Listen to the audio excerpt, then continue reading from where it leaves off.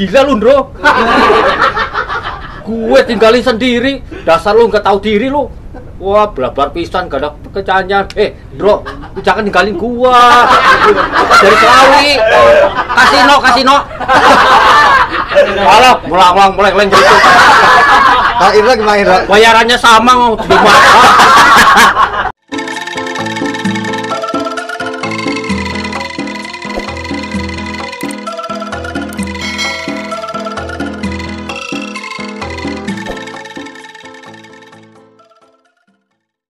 Assalamualaikum warahmatullahi wabarakatuh.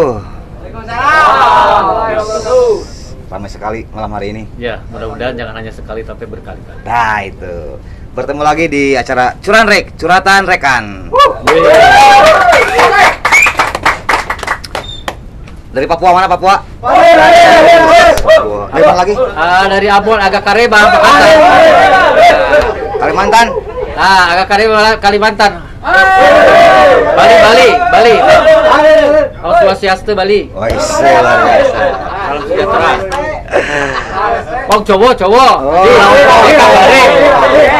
Nah, Kayak Wong Jawa nih. oke, terima kasih yang sudah datang di studio Entuy ya, di sini di Jalan Parakan Wangi 1 nomor 2. Ya, nomor 2. Bintang tamu malam hari ini sangat spesial sekali.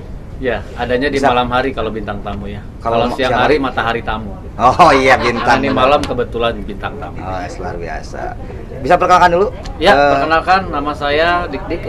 Balik. Bukan, ini saya. Nama asli apa Nama asli siapa? Oh, ya. Kalau nama peran udah tahu. Oke. Saeb, si Raja Copet. Bukan raja. Kalau raja harus punya kerajaan. Kalau ini? Saya karena kampus jadi dosen. Dosen Copet. Jadi mahasiswa saya. Jadi saya dosen. Kalau kerajaan harus pakai mahkota. Betul. Jadi kalau ada raja ada ratu. Saya ini namanya aslinya Reza Rahadian. Waktu yang suka nonton pasti Perman Pesun 5. Saya Reza Rahadian. Benar nggak? Itu baru tahu ya nama aslinya. Cuman kalau Reza Rahadian karena dulu kan saya waktu kecilnya sering pilek. Sering garing panas, jadi diganti. Jadi Stephen. Kenapa Stephen jadi Step wae? Oh, gering wae. Garing wae Step diganti deh itu teh. Wah, jadi berem bukur kacang hejo. Dan akhirnya jadi Saifullah. Jauh dari Rahadian. Membawa berkah. Dengan adanya nama Saifullah, saya ikutan casting, jadilah saya jadi Saif. Karena saya perannya sebagai copet. Banyak yang kalau jumpa pen gitu ya. Selamat ya, sukses. Semoga kamu karirnya jadi sukses.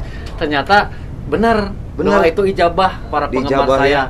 Saya yang tadinya copet biasa, yang setor ke Junedi, didoain sama sama fans tetangga, teman-teman. Wah, sukses.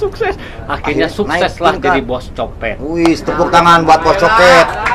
Berkat doa kalian yang tadinya copet biasa jadi sekarang bos copet. Itu sukses itu harus dari doa orang lain ternyata. Betul. Jadi kita harus banyak meminta doa buat kita sendiri ya. Ya betul. Terutama doa-doa dari orang tua. Karena dulu yang pertama ngasih doa saya ternyata di Perman Pesun saya jadi copet orang tua. Semoga sukses terus karirnya ya. Alhamdulillah. Sampai sekarang karir saya tetap jadi bos copet, tidak tergantikan oleh siapa. Mantap. Nah, inilah salah satu khas dari Kang Icuk ini atau Kang Saib ini adalah Icuk Baros kalau nama aslinya. Icuk Baros ya. Oh, berarti Icuk itu kan nama. Icuk itu nama, Icuk Colek. Kamu kemarin bikin status Icuk Colek. Baros itu nama tempat. Nah, begini ada sejarahnya. Berarti Icuk Baros itu Icuk dari Batu Nunggal. Bukan, Icuk Baros itu Icuk dari ujung berung. Itu ada sejarahnya, Kang Dik. Gimana? Ya, karena ini Pak Aris Nugraha itu waktu PP1 di Hotel Lodaya menanyakan waktu istirahat itu nama siapa aslinya Icuk Nugroho kalau saya namanya.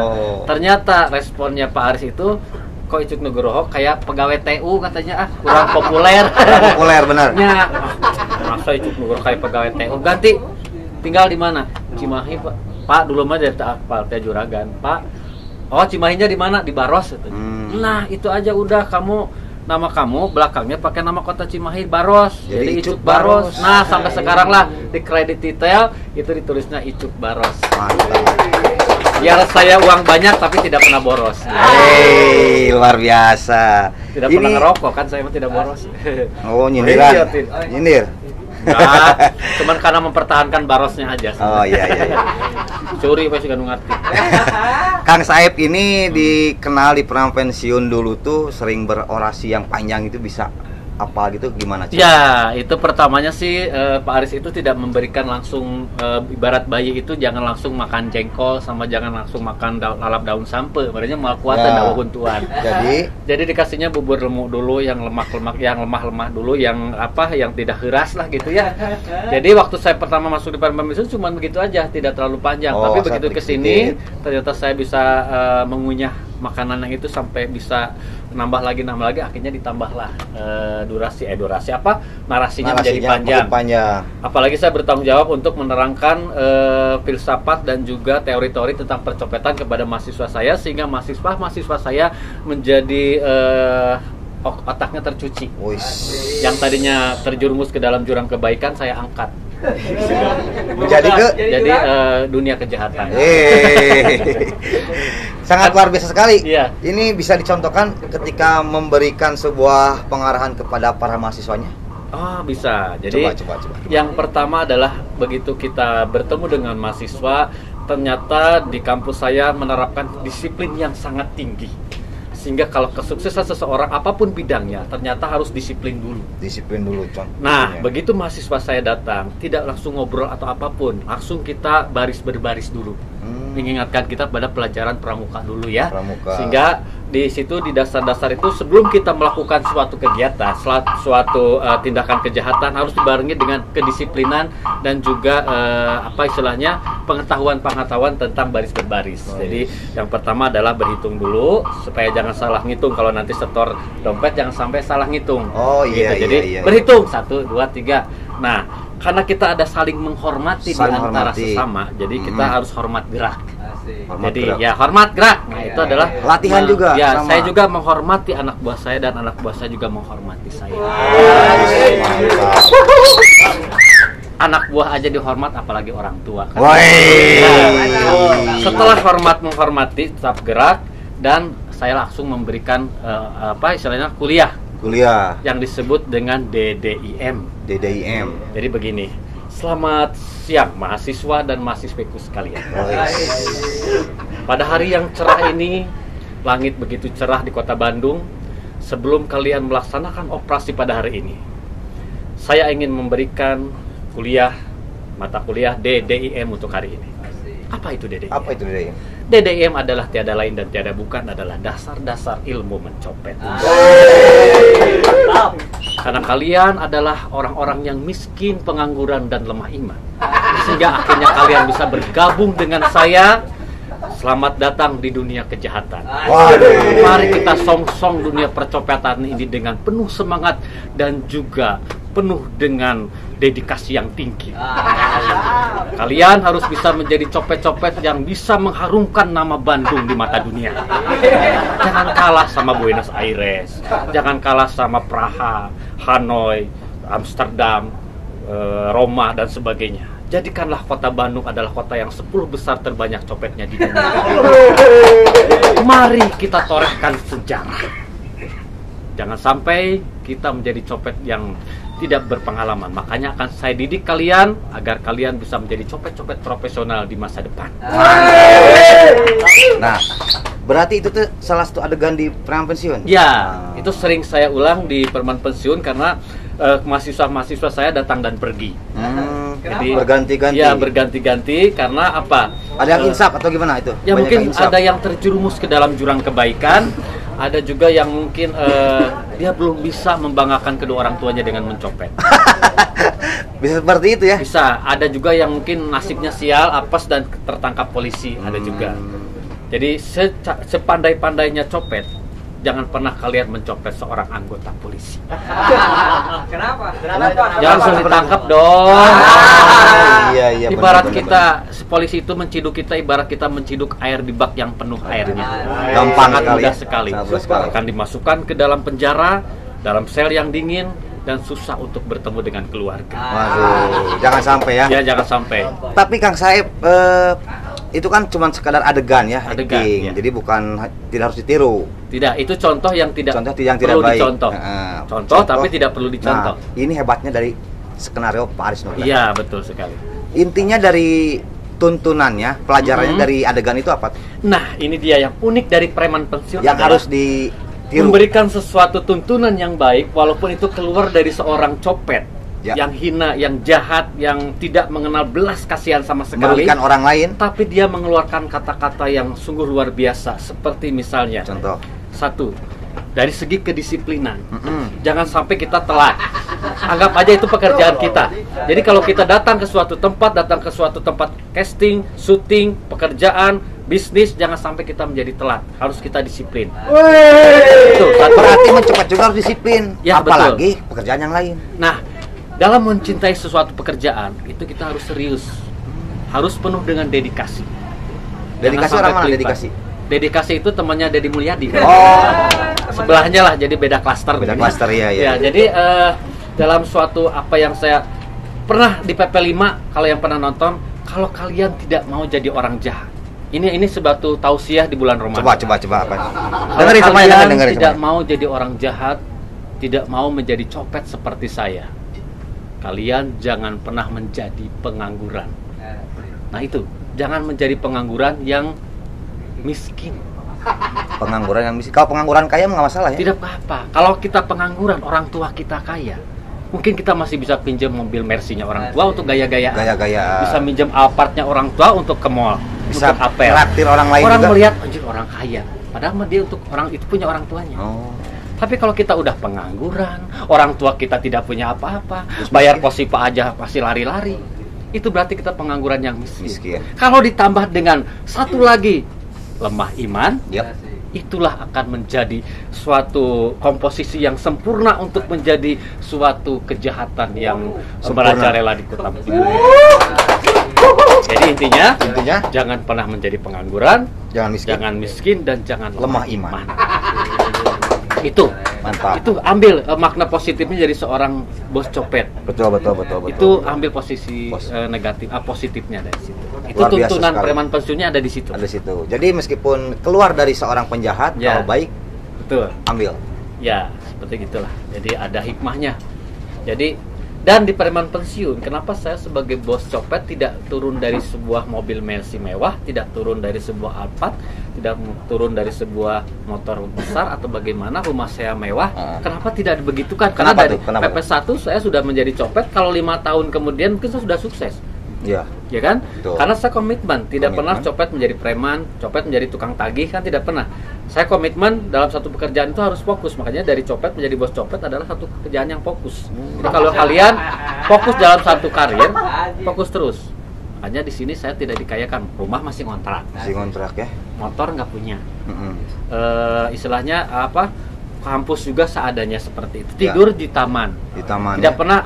Hotel mana nih? Kita mau tidur di hotel dulu. Nggak pernah ya. Nggak pernah kan? Nggak pernah. Nah, masih konsisten ya. Betul. Tuntunannya dari preman pensiun adalah janganlah menjadi orang jahat karena tidak akan berkah dan tidak pernah menjadi orang kaya.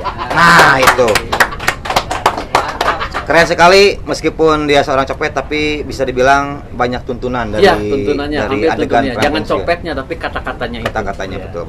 Nah, Kang Saip ini dulu pernah cita-cita menjadi artis atau gimana nih? Cita-cita saya ingin menjadi penyanyi. Penyanyi ya karena cilik. Berawal dari cilik. Ya dulu waktu penyanyi cilik saya kelupaan, tahu-tahu udah gede. Saya lupa cita-cita saya jadi penyanyi waktu cilik. Waktu kayak Eno Lerian, kayak Abim Ngesti, itu seneng banget, wah sih lumba-lumba, gitu kan. Saya lupa, akhirnya saya udah gede seperti ini, baru ingat, saya kan pengen jadi penyanyi cilik, kenapa saya udah gede sekarang? Yang salah siapa itu? Yang salah ya nggak tahu, yang salah pokoknya mah tidak ada yang menggugah saya untuk kamu mau jadi penyanyi, nggak ada yang noel. Nggak ada ya. Jadi saya sadar terlena dengan keadaan sekarang. Jadi akhirnya saya terjunlah ke dunia model. Model apa? Model majalah Trubus dulu. Binatang itu. Rubriknya hama dan penyakit tanaman.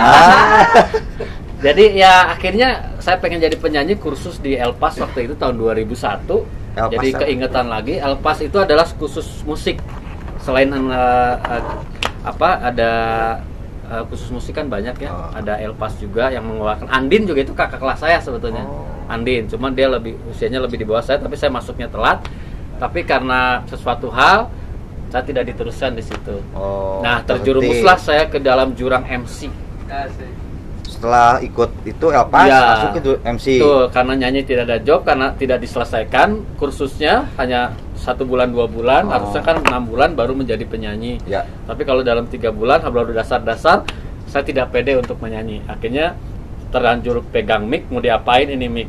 Ya udah, hadirin yang berbahagia. Jadilah MC. Jadilah MC. Luar biasa. Jadi akhirnya MC sampai sekarang, dan sampai sekarang banyak job untuk MC juga. Alhamdulillah. Dan jadi sampai sekarang kalau misalnya ada yang mau memanggil Kang Saep MC bisa ya? Bisa, ya. Bisa MC langsung bisa. DM ke Instagram ada kan? Oleh Instagram Saep Copet 1. Saep Copet ya, 1. Harga nego lah pokoknya. Nego, luar biasa. Iya, gitu. Kang Saep ini ternyata multi talenta. Kang Saep kalau misalnya mau ngopi dulu silakan, ini ada dari Amreta nih. Oh, ada dari mana nih? Amreta ini. Amreta. Terima kasih buat Amreta nih, Bos. Terima kasih banget. Dan juga ini ada nih dari Bakso Mercon Sinar Matahari. Betul sekali. Kenapa kita harus makan bakso mercon di bulan Ramadan? Kenapa coba? Karena kalau langsung merconnya kan udah nggak boleh sama pemerintah. Sehingga merconnya direndos menjadi sebuah ramuan, jadi dimasukkan ke dalam bakso sehingga tidak meledak lagi di luar. Bukan, itu mah rasanya yang pedas maksudnya itu. Bukan atau dari ini mercon, meledaknya di dalam perut maksudnya. Betul, jadi ini mercon yang dibolehkan oleh pemerintah. Itu jadi jangan lupa makan bakso mercon setiap 3 hari sekali. Minimal. Jamin halal ini pasti. Halal dong, asal jangan mencopet. Jadi belinya jangan dari hasil mencopet atau menjamret ya. Betul. Jadi belilah dengan yang halal, karena ini bakso ini mengandung gizi yang banyak, dan ini sudah ada jeruknya, ini jeruk lemon ya. Ya, enak masih kalau pentil jeruk lemonnya. Oh iya, nipis ini mah. Bukan jeruk lemon. Beda, beda lagi. Bukan jeruk Bali ya, bukan. Ini buat sahur, buat buka juga bisa. Ya, buat sahur, buat buka, asal jangan makan siang-siang aja. Jangan batal, kecuali yang lagi menstruasi. Ya, judulnya bakso godin namanya. Terima kasih nih. Nanti boleh dibawa ke rumah ya. Nanti boleh dibawa boleh dong, boleh. Nah, yang suka godin mah tuh ketawanya paling kencang paling kencang. Tuh yang suka godin. Baboy. Ah, Baboy itu. Dia merasa tersinggung. Tapi diekspresikan dengan ketawa. Mau marah tapi. Ternyata pemirsa, Kang Saep ini multi talenta yang tadi saya bilang. Dia itu bisa tadi kan pernah ikut kelas nyanyi juga ya? Nyanyi pernah, MC dan lawak juga waktu itu. Dan saya menjuarai Sri Mulat Cari Bakat 10 besar masuk ke Jakarta tahun 2011 di Antv. Nah, itu pertama kali saya bertemu dengan artis-artis, Irfan Hakim, dengan Soimah, dengan artis Sri Mulat semuanya. Itu di 2011 di Antv.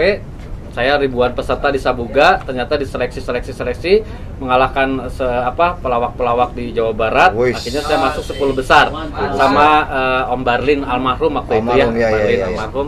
Saya sama Barlin dan ada 8 orang lagi yang saya tidak kenal ke Jakarta di Antv. Nah, mulai dari situlah saya pede dengan saya juga bisa dong ngelawak gitu ya.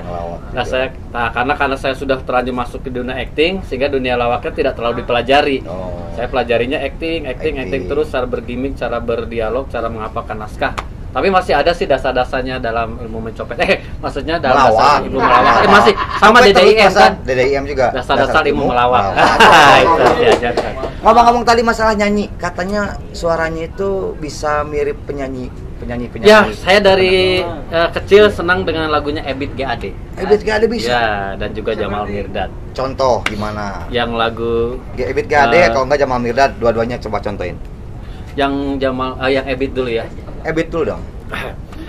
Engkau telah mengerti hitam dan merah jalan ini.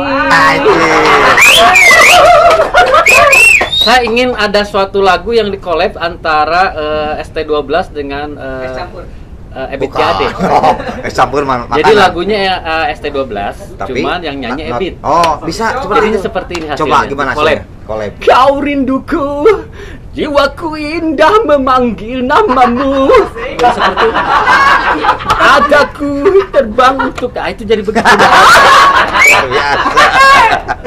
Coba sekarang yang Jamal pernah pensiun. Titik-titik noda tersimpan di dalam dada. Suratan hatiku masih ada. Luar biasa. Saya kan sekarang bahwa Kang Saip ini adalah multi talenta. Selain bisa nyanyi tadi Ebit Kade, Jamal Mirdad, katanya dia bisa menirukan suara kartun, bener? Oh iya, karena saya kalau manggung kan yang menonton bukan hanya dewasa tapi juga anak-anak. Contohnya seperti ini. Anak-anak halo. Yang jawab orang tua semua. Anak-anak kok keteknya udah pada buluan. Halo, ketek. Ya itu kan karena ada anak-anak jadi ya sudah saya bagaimana itu dipelajari atau tidak? Sebetulnya tidak. Sebetulnya ini saya sering menonton film-film yang anak saya suka. Sehingga saya mengalah dengan anak ya. Saya pengennya dibilang lagu misalkan anak saya ke SpongeBob. Ya berarti udah daripada anak rewel main di luar main HP, saya kasihkan udahlah SpongeBob. Ya udah bapaknya jadi nonton. Dia ketawa-ketawa, jadi sama saya juga jadi ketawa. Jadi senang. Ya, jadi SpongeBob tuh begini. Coba sekarang suara SpongeBob. SpongeBob ya. SpongeBob gimana? Coba. Kita dengerin semuanya. Ini kita coba Kang Saip untuk menirukan suara SpongeBob. Saya masukkan dulu arahnya set. Halo Tuan Krep. Halo teman-teman semua. Aku SpongeBob. Wah, sepertinya banyak ubur-ubur Tuan Krep. Halo ubur-ubur, aku tangkap kamu. Halo siapa? Ambil Patrick. Yes. SpongeBob, aku kena Tapi Patrick tidak apa-apa, Patrick. Dia tidak menggigitmu. Tapi dia menyetrum SpongeBob. Aku tidak mau lagi bermain ubur-ubur. Sadi teh. Squidward. Aduh, apa ini? Rupanya kau mengganggu aku sedang bermain klarinetku, SpongeBob, dan padahal orang bodoh SpongeBob. Nyala dari hidupku, SpongeBob. Sandy. Hai SpongeBob, ini apa SpongeBob? Hai SpongeBob, kamu rumahku SpongeBob. Sadi. Mr. Krab. Anak-anak apa ini anak-anak? Rupanya ini anak. Kau kembali lagi ke kerjamu SpongeBob. Ini dia ada spatula SpongeBob. Bapak Ahok. Aduh, apa ini? Tapi kan gua nggak ngerti ya kalau ada seperti itu kan. Ya kalau SpongeBob sih teman saya juga suka, anak-anak gua suka semua. Tapi ya gua udah jadi pejabat ya malu dong kalau nonton SpongeBob. Kan? Tapi kan gua nggak gusur-gusur lagi. Apa lagi nih? Presiden Jokowi. Aduh, kaget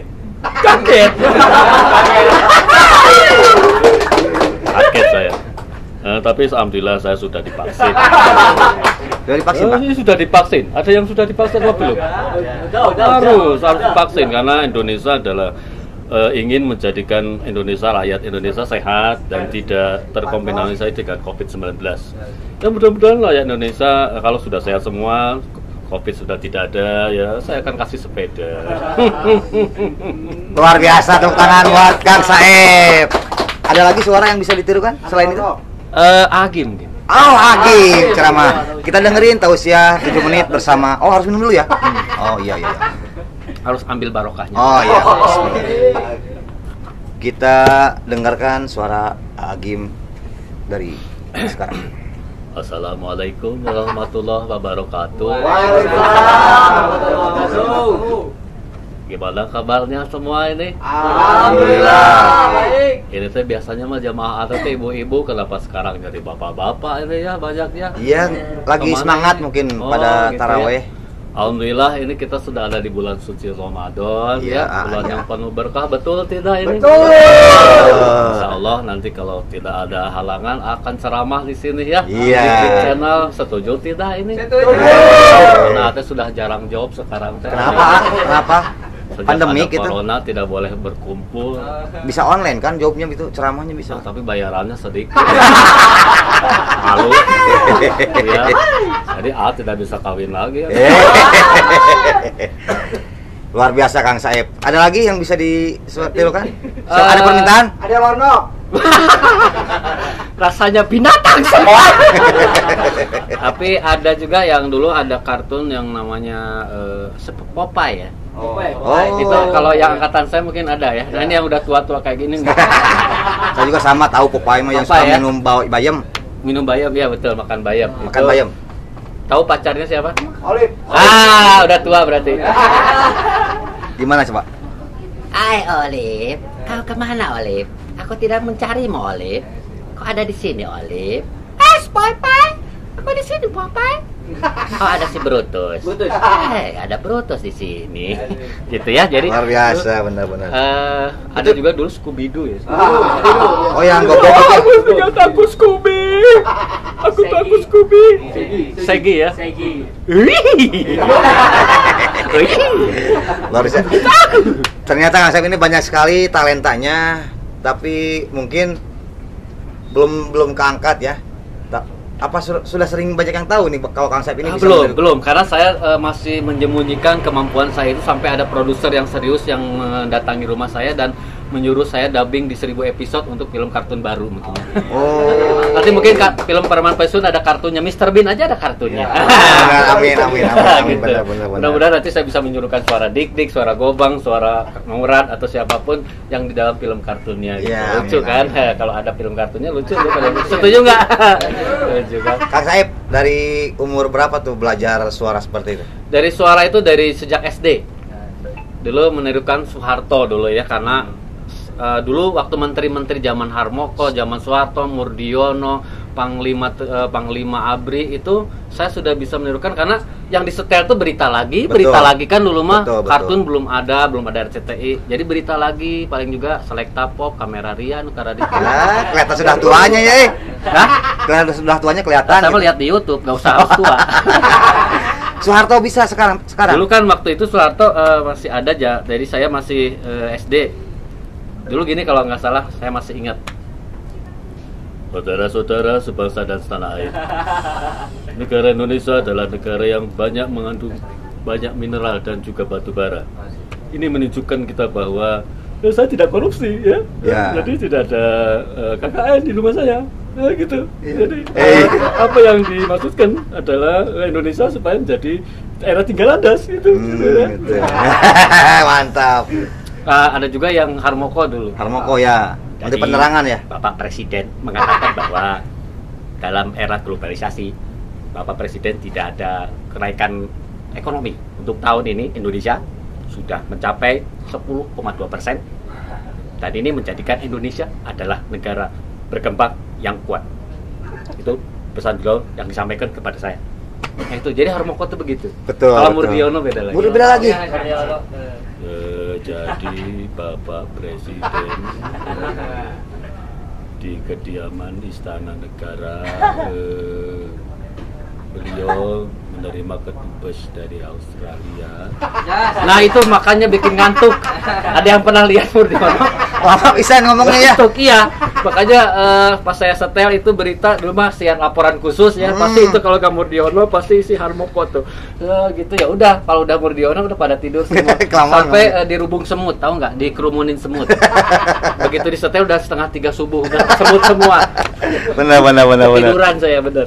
Gitu, jadi zaman dulu emang ada seperti itu, cuman karena saya waktu kecil itu lingkungan saya emang teman-teman saya sering menanggap saya tak apa menanggapnya apa ya yang soking kamu suara itu suara kecil udah gitu-gitu kayak gini lah jadi mereka ketawa-ketawa saya menghibur. Nah disitulah dari kelas SD saya jadi nggak entertain aja dari kelas SD dari SD kelas 3 atau 4. Yang kita tahu kan kalau yang artis sekarang tuh yang bisa menirukan tuh siapa? Gilang ya? Gilang. Berani kau beradu sama Gilang? Oh boleh. Bisa berani kalau misalnya. Kan Gilang tuh bisa menirukan suara-suara penyanyi juga ya. Penyanyi kayak bisa. Suara Bisa. Siapa ya? Ariel atau siapa yang bisa? Tapi kalau yang kalau penyanyi itu yang tadi yang baru saya pelajari. Oh, yang tadi penyanyi. Nanti kalau emang kita ada kompetisi kita bisa menirukan lagi. Tapi kalau misalkan suara-suara yang punya ciri khas, insya Allah saya bisa. Kayak Ikang Fauji kan. Nah itu kayak Gitorolis kan suaranya serak-serak gitu. Serak basah. Pokoknya yang kayak gitulah bisa saya pelajari. Kayak bisa ditantang buat Ikang Fauji gini kan. Di malam ini ingin ku tulis lagi. Itu kan kayak gitu. Itu kalau emang kita live itu keluar. Karena di sini kita tidak live, tidak ada musiknya. Ya mungkin kurang keluar ya. Jadi kayak Gitorolis serak-serak kurang penjiwaannya baik ya, penjiwaannya tapi musik kita harus didukung dengan audio dan musik yang bagus gitu. Buat Kang Gilang Dirga ya kalau misalnya ini Kang saya katanya nantang ya biar nantang bisa berkompetisi ya suara gombloh kayak gitu kan dulu ya gombloh ada juga ya ada kayak gitu kan nanti bisa yang punya suara khas lah kayak gitu kayak Obi Mesa kayak gitu Rinto Harahap Ya pokoknya mah Kang Saip ini tidak kalah dengan Gilang. Suara tadi bisa menirukan penyanyi, Agim, SpongeBob, kartun dan yang lain-lainnya sampai suara presiden kita Bapak Jokowi. Ya kalau sekarang masih zaman radio mungkin kayak ini ya, kayak yang di radio itu kan tidak ngelihat ya. Jadi bisa tinggal baca naskah aja. Saya bisa suara aki-aki, nenek-nenek, orang Jawa, Madura, sebagainya bisa. Jadi juga. Kalau dalam suatu dongeng tidak usah ada visual ya, kita disangkanya itu banyak orang. Kayak Gedalang, berarti yang Gedalang ya. Gitu. Coba sedikit buat suara. Kalau nenek-nenek. Suara Adan. Hah? Suara Adan. Adan. Bisa tuh. Bisa. Coba. Allahu Akbar, Allahu Akbar. Buka. Jadi pantas ya Godin, wah ini udah adan sorangan.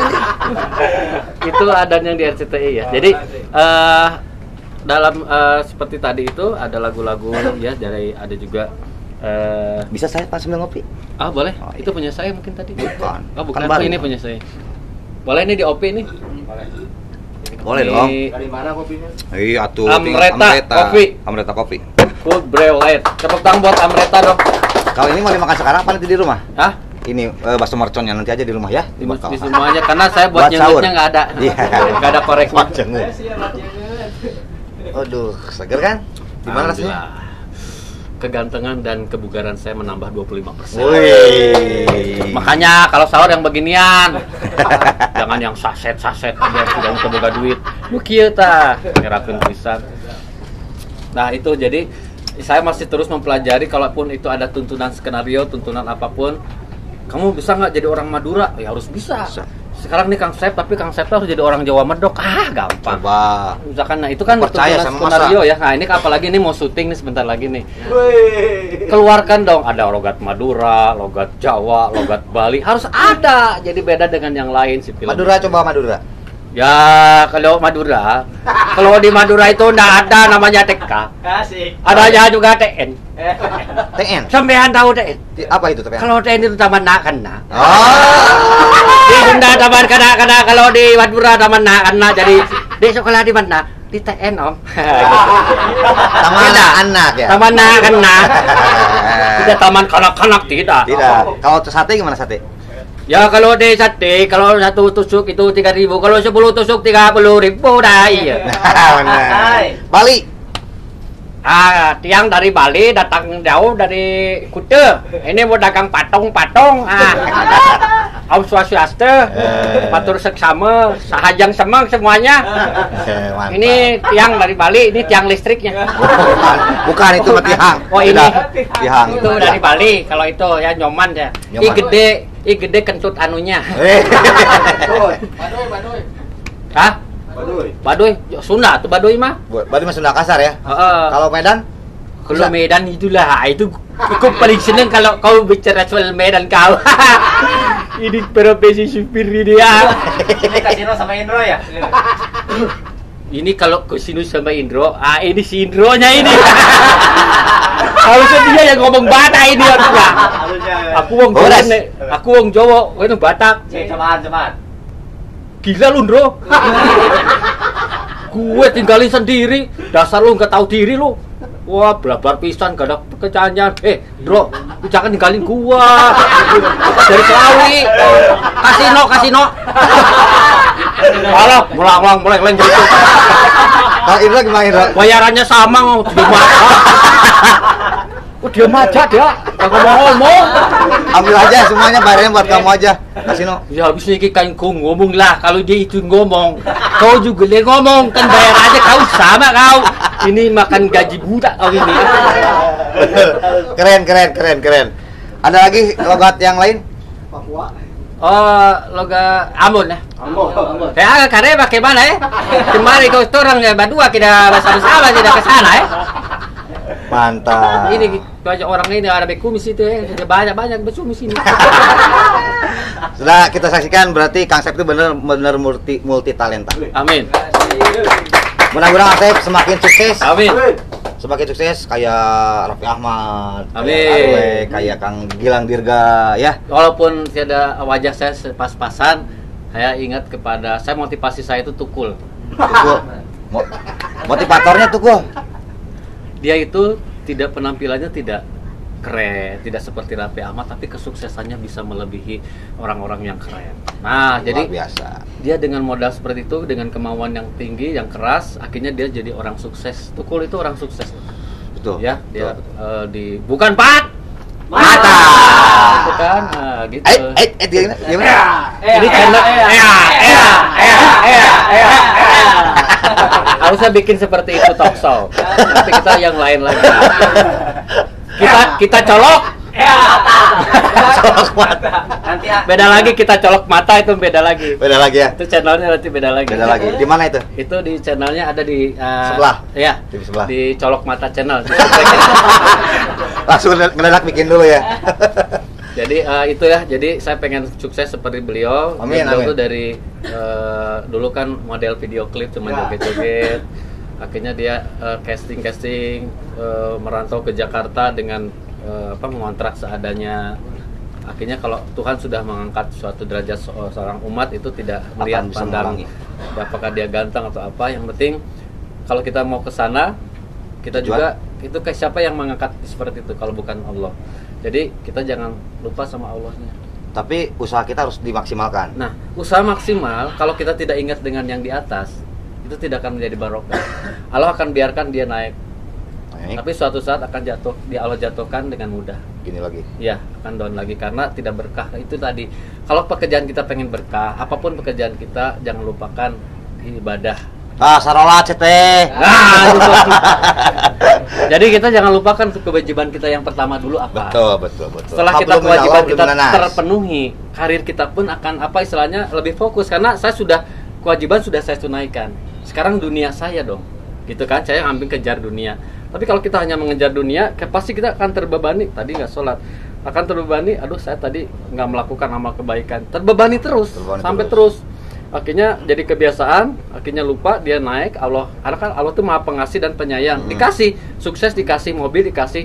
Tapi nggak disayang. Karena nggak disayang, lama-lama juga akan jatuh sendiri. Apakah dia ketipu? Apakah dia? Saya pernah mengalami soalnya ketipu. Apakah dia habis dengan penyakitnya sendiri karena dia mengejar dunia, fisik tidak kuat, sakit-sakitan, biaya rumah sakit itu dari yang tadi Allah kasih tadi. Mana yang tadi job itu buat ngebayar ini kamu sakit lambung, mana rematik ini yang kemarin job MC siniin, habis diambilin lagi.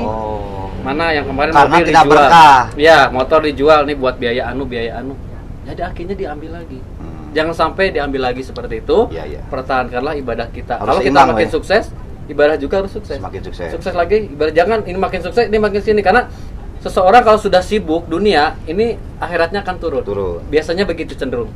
Karena dia lebih sibuk. Tadinya sholat yang waktunya jalani, tapi begitu dia sibuk. Asar tidak karena lagi syuting.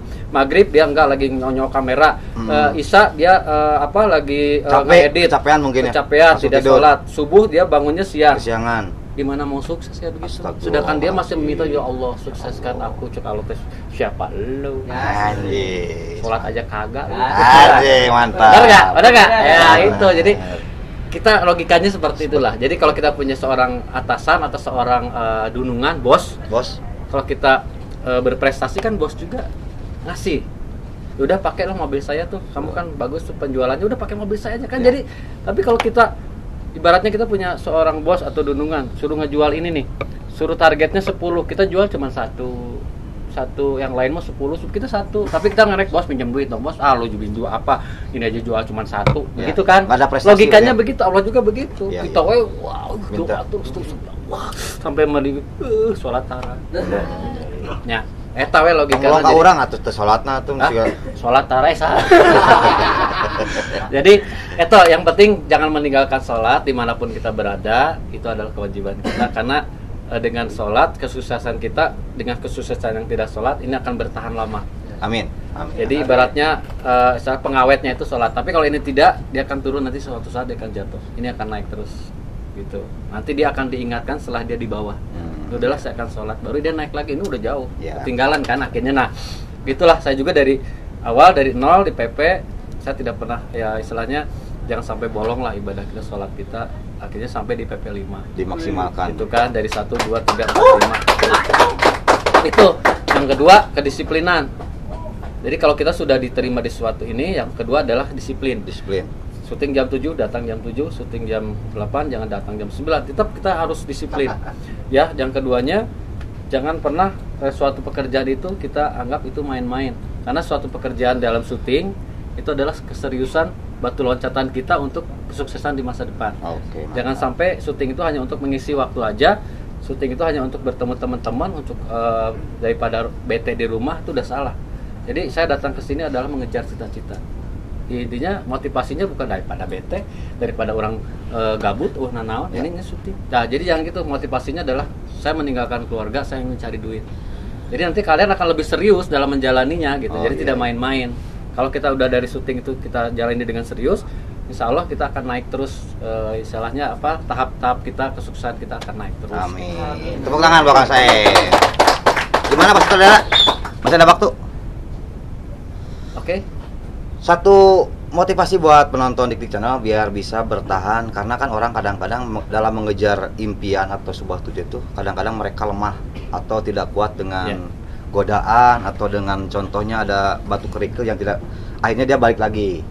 Itu apa salah satu motivasi buat kita? Kalau dalam keterpurukan kita sudah mengejar apapun cita-cita kita ternyata belum tercapai, biasanya kita ada down atau stres.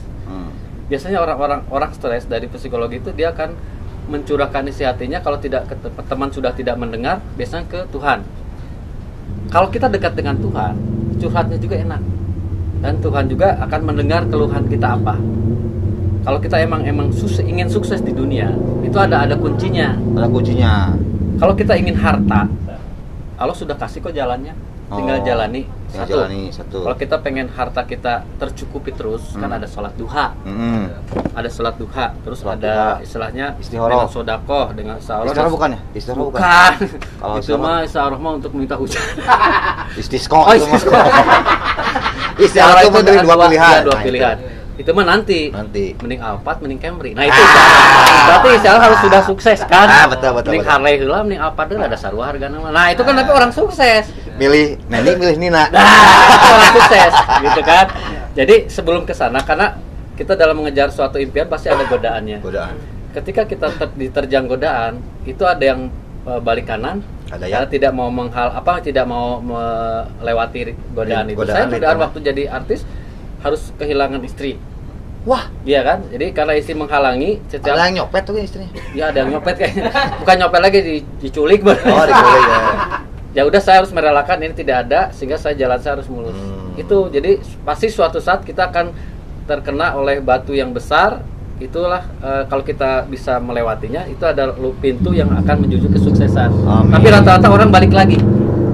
Karena nggak mau dari rintangan itu ya. Casting kia ditarik mageh henteu, urang geus casting nanaon enggak geus kieu. Jadi dia kehilangan motivasi di situ. Itu kunci sehingga Kang Saib itu sampai sekarang bisa bertahan di entertain. Ya, yang penting kita mensyukuri dulu apapun yang kita dapat, dan jangan pernah sirik dengan rezeki orang lain. Nah, itu luar biasa. Kang Saib kan sekarang Kang Saib sukses di entertain. Ya. Saya punya bintang tamu yang sukses di bidang bisnis. Wis, keren. Dia adalah owner dari Sinar Bahari. Amin. Sip. Coba kita panggil ya. Kang Doni. Oh, Kang Doni. Oke. Kita tepuk tangan dong. Assalamualaikum. Waalaikumsalam. Sehat Kang Doni? Alhamdulillah. Siap. Nah, kita berbagi cerita di sini, sedikit ulasan mungkin dari Kang Doni ini bagaimana perjalanannya Kang Saib ya? Ya. Kalau Kang Saib tadi kan mau jadi artis tuh harus merelakan istri. Ya. Nah, kita dengarkan. Yang kita cintai kadang hilang. Kita dengarkan bagaimana kisah sukses dari seorang Kang Doni sebagai owner dari Sinar Bahari. Ya, terima kasih Kang Didik sama Bos Saib. Ya, Bos. Oke, Bos. Sedikit cerita saja ya. Ya, gimana nih? Memang waktu gitu. Awalnya dari keterpaksaan dan korban perasaan. Dengerin. Korban perasaan. Kayak korban pemerkosaan. Karena mulai 2004 sampai 2014 saya itu pekerja pemerintahan di pegawai negeri. Bukan, konsultan. Oh, konsultan. 2004 saya di desa kerja. Terus 2005 sampai 2009 itu di kecamatan. Terus 2009 sampai 2014 itu di provinsi. Di BPMPD Jawa Barat. Jawa Barat. sate. Tapi kenapa bisa jadi jualan bakso ya? Mungkin dia senang makan bakso kali. Nah, ini betul. gitu ini. Mungkin itu inspirasi. Salah satunya itu, Ya. dari kecil saya hobi makan bakso. Dulu kalau pacaran pasti nggak bakso, Ndik. Wes bener. Yang Yang murah punya. Nah, Itu itu. istilahnya pacar teu beuki bakso putuskeun. Ya. Persyaratannya terus Udah bakso. hamburger wae mah udah boros. Ya seperti itu di 2014 singkat cerita kontrak saya habis. Kontrak habis Iya, 2014. karena memang dikontrak. 2014 Hmm. kontrak saya habis karena pergantian pemimpin dari SBY itu ke Jokowi. Iya. Ya. Oh. Kontrak Akhirnya kena imbasnya juga. akhirnya kena imbasnya juga. Dari dari sana saya tidak diperpanjang, nganggur selama 6 bulan. 6 bulan. Tapi Nganggur. lemah iman enggak? Nah, justru itu. Jangan ajak nyopet. Miskin. Untung nggak ketemu sama Kang Saib. Nah, kalau itu. dia. Dua syaratnya belum ada lagi. Waktu itu saya alhamdulillah wa syukurillah tidak ketemu sama bos Saib. Ya, bahaya kalau ketemu jadi copet Kalau sekarang. ketemu nggak tahu seperti apa hari ini. Juga sudah jadi dewan pembina copet. Nah, 2014 saya nganggur. Kebetulan ke sana kemari cari kerja belum dapat.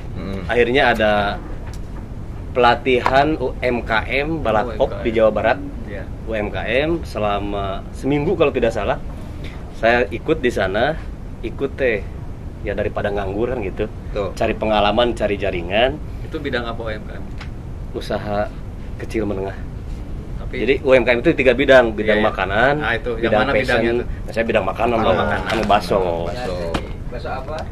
Bakso ikan sinar bahari. ini terinspirasi dari Tegal Bahari Warteg. Nah, dan kebetulan sebetulnya ini usaha keluarga. Usaha keluarga. Ini sebetulnya dari tahun 90 itu sudah ada bakso ikan sinar bahari. Oh, sudah ada 90 ya? 90 ya. Dari tahun 90. Itu siapa yang jualan? Itu kakek ya. Kakek. Kakek Haji Baden Sobari. Itu jualan bakso apa? Produk kreator. Jadi penciptanya beliau. Iya. Dari kakek ya, asalnya. Dari kakek. penulisnya. Terus dari kakek itu turun ke orang tua, ke mama, Orang tua, ke mertua mama. ya, ke mertua. Jualan bakso juga. Di bakso juga. Nah, 2000 berapa? 15 tadi setelah pelatihan Balatkop, saya punya inspirasi, punya ide karena awalnya jualan bakso ini sangat konvensional di roda-roda biasa nggak, Dik? Iya. Iya, iya. Roda-roda biasa. Inilah nih yang ada suaranya nih. Nah, seperti itu. Iklan. Nah, iklan. Akhirnya saya mencoba karena memang market terbesar hari ini ada di media sosial. Betul. Ya. Saya coba terjun ke dunia bakso itu. Awalnya awalnya beli dari orang tua. Itu 150.000. Kata orang tua, buat siapa? Buat Doni, buat saya. Atau ngambil we, mau we kan gitu. Oh, iya. iya. Enggak, ini soalnya Masa harus beli ke anak, ke orang tua harus gitu ya? beli. Soalnya ingin mengukur kekuatan. Hmm. Nah gitulah, dari sana beli 150.000, saya kantongin kecil-kecil, masukin ke warung-warung kecil. 5.000, Dikemas 5.000, lagi? dikemas lagi. Oh. Dikemas lagi. Alhamdulillah semakin hari semakin meningkat dan kita genjot di media sosial. Dan sampai hari ini ya alhamdulillah sudah berkembang ke wilayah atau ke daerah Daerah-daerah ya. Jawa Tengah, Jawa Timur, Jawa Barat dan Banten. Ini bakso mercon itu salah satu produknya ya. Kan Ya. kalau saya sering lihat tuh kalau di jalan-jalan tuh ada sinar bahari juga tuh yang Betul. bakso ikan itu ya. Betul.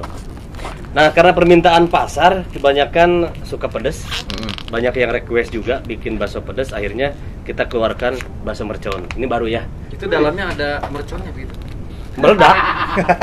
Kan Jadi- biasanya kalau dibelah suka ada cengek-cengeknya apa gitu kan. Itu yang kayak gitu bukan? Oh iya, kalau ini di Dalamnya- kuahnya. Oh, di Oh, kuahnya. di kuahnya. Di kuahnya. Di luarnya berarti. Ya. Belum sempet, bagusnya dalamnya. Karena Ya. memang permintaannya banyak. Tekaburu lah cek Sunda nama gitu. Iya. Nah, ke mesin susah. Susah ya. Kalau ke mesin itu nggak bisa pakai isi. Oh, Jadi iya. harus manual. Manual ya. Jadi ininya yang mercon. Oh, yang itu Seperti yang dari bumbunya ya. dari bumbunya. Ya seperti itulah kira-kira awalnya termotivasi yang pertama memang karena memang usaha keluarga. Saya ingin menaikkan bakso ikan sinar bahari ini menjadi bakso ikan populer di Jawa Barat. Amin. Karena memang awalnya ketika pertama kali saya menjual bakso ikan, paradigma masyarakat itu jelek. Sangat jelek. Naon beli bakso ikan jeung bau laukna ge lauk Ya. sapu kan gitu. Asumsinya bahasa ikannya bahasa itu ya. masyarakat. Kalau ini mah bukan lauk sapu ya. Bukan gitu ya. Lauk pengki. Lauk apa nih yang di bahannya? Bahan Nah, dasarnya nih. justru sebaliknya ketika mengkonsumsi bakso ikan, ingat bahwa ikan itu mengandung omega 3. Mencerdaskan kesehatan otak. Pantesan cerdas. Mengurangi kolesterol kan gitu. Sering makan bakso jadi begini. Nah ini. Kebanyakan omega 3 rontok. Jadi ini tuh efeknya gara-gara kalau misalnya dulu nggak nganggur mah nggak kontrak mah nggak bakalan turun ke sini ya? Enggak, karena 2011 saya pernah ditawarin sama mertua, udah di bakso, tungguan di sini. Nggak mau. Nggak mau. Ujung bau kan gitu. Nah, Karena masih kerja itu. Kotor gitu. Karena kerja udah enak. Ya. Tapi sekarang ketika perbandingan dari segi ekonomi atau ini lebih enak Pendapatan lah gitu. Pendapatan lebih enak di sini apa waktu kerja? Oh, wirausaha. Wirausaha ya? Iya. Oh, benar. Bahkan bisa dikatakan berapa ya? Lebih lah dari 30 kali lipat. 30 kali lipat, Bos. Dari gitu. Ya wirausaha. Luar biasa. Aku jadi pengusaha makanya. Pokoknya mudah-mudahan Kang Saif ya. Dagang kroto aja ini. Mudah-mudahan Kang Doni ini menjadi usahanya semakin besar. Amin. Semakin banyak cabangnya Kang Doni ya. Kang Doni ya, mudah-mudahan nanti banyak item-item juga dari Sinar Nanti akan Bahari ini. mengeluarkan juga produk baru Adon. Apa Bakso ya? petasan. makin pedas berarti ya. Obat mentol. Ada satu lagi, apa? Bakso lodong. Nah, kalau bukan lagi tren itu Nanti sekarang. bakso bom ada juga. Oh, dilarang gitu teroris. Nggak boleh ya. Kang Doni berarti mudah-mudahan nanti semakin berkembang Kang Doni ya. Amin. Semakin lancar usahanya di perbasoan ini. Amin. Mungkin saya bisa menjadi ambasador karena seperti bakso. Betul. Masa melon makan bakso? Kang Doni mudah-mudahan bisa support terus di Dik Channel. Makasih banyak. Ya, amin. Kang Saif juga terima kasih banyak. Ada satu mungkin motivasi juga tadi Kang Saif sudah mengungkapkan bagaimana dia bisa bertahan di entertain. Sekarang dari Kang Doni bagaimana cara penonton Dik Channel nanti siapa tahu ada yang bisa mau usaha tapi dia bisa bertahan di sampai sukses gitu menghadapi godaan atau rintangan. Ya, sedikit saja Mang Dik. Saya pernah baca dalam sebuah buku 100 kiat sukses. 100 kiat sukses. 100 kiat sukses karangan J. Stanley ya. Kalau nggak salah sih dulu. Ternyata beliau bukan orang muslim. Ternyata dalam urutan pertama itu bukan modal. Bukan. Karena modal itu saya baca nomor 11. Jadi dalam orang Sunda yang usaha, teboga modal. Salah itu. Dan segala tukang burayot. Nah, itu. Itu 3 juta. Tahu nggak gaji saya itu 3.200.000. Itu kan cukup. Burayot. Nah, jika gitu. Bukan modal ya. Itu bukan modal yang pertama apa itu? Ketika punya paradigma bahwa usaha itu harus punya modal, itu salah besar. Salah. Karena memang modal itu urutan di 11 sebetulnya. Yang pertama urutan yang pertama itu tadi yang disampaikan Kang Bos Said, jujur. Modal pertama itu jujur. Jujur terhadap produk, jujur terhadap pelanggan, jujur terhadap diri sendiri. Ketika Anda punya karakter jujur, ya, teruskan wirausaha. Tapi kalau tidak bisa jujur, mending jangan jadi pengusaha. Jadi pekerja, jadi anak buah Bos Said mungkin seperti jujur itu. juga sama ya. Jadi program S2 deh. Apa S2? Bubur itu mah. Jadi gini maksudnya, jujur itu kalaupun kita tidak punya modal, kan kadang-kadang kita dititipin ya. Betul. Kamu mau jualan, gak punya modal, sok saya titipin 10, sok jual. Kan jujur itu kalau kita 10 ya jual 10. Iya. Gitu kan, Jangan dikorupsi, jangan kan? dikorupsi, nah gitu kan, jangan. Store cuma 2, Gitu, kapan kepake duitnya. Wah gitu, nah itu yang modalnya betul. Betul. Jadi modal nomor 11 benar. Yang penting Karena kenapa saya sampaikan seperti itu dan diimplementasikan di lapangan, banyak pedagang-pedagang saya yang awalnya pengangguran, terus tidak punya pekerjaan dan mungkin orang miskin juga. Coba iman tarjumahan. Tapi tidak lemah iman gitu. Oh, tidak lemah iman. Tapi tidak lemah iman, saya fasilitasi rodanya gitu. Fasilitasi tempatnya untuk mereka berjualan. Tuh. Kalau jujur sampai hari ini alhamdulillah sukses. Sukses ya. Kalau tidak jujur ya dia udah udah pindah gitu, udah pergi. Jadi Sinar Bahari ini membuka peluang usaha juga buat Betul. yang mau Reseller usaha ya? ya. Betul. Tuh, ayo. Buat kalau misalnya ada pemirsa yang di Dik Channel ini bisa mau usaha, nggak punya modal, disupport. Seperti Yang ini nih. penting jujur. Kalau ini harga di online itu kan 15.000 ya. 15.000. Dari kita itu dari pabriknya 10.000. Maka punya keuntungan 5.000 dari satu piece. Kalau ngejual 1.000 aja. Kalau sehari 1.000 kan piece berapa? kan. Apalagi Sebulan kalau di Bali ini berapa? ada di Bali sampai 35.000. Tuh. 35.000 Di Bali. Luar biasa. Seperti Jadi itu. buat kalian kalau misalnya ada yang mau usaha juga bisa kemana nih? Ada Instagramnya di Kalau saya kebetulan pegang cabang Ciparai. Oh, Ciparai. Ya, kebetulan usaha keluarga di Ranca Manyar juga pabrik utama itu banyak. Ada berarti Bandung Selatan ya, Ciparai ya? Bandung Selatan. Di waktu malam. Di Ciparai bisa datang ke Ciparai atau bisa SMS atau WA. Atau usum SMS-nya itu. Enggak, sekarang mah WA. SMS tanah dibaca ini mah. Nomornya ada bisa sebutin? Kalau di bawah. Boleh Ya, enggak apa-apa? boleh enggak apa. Nomornya di 081 394 800 987. Nah, ya, buat ada kalian di bawah nih, ada ini. di bawah ya.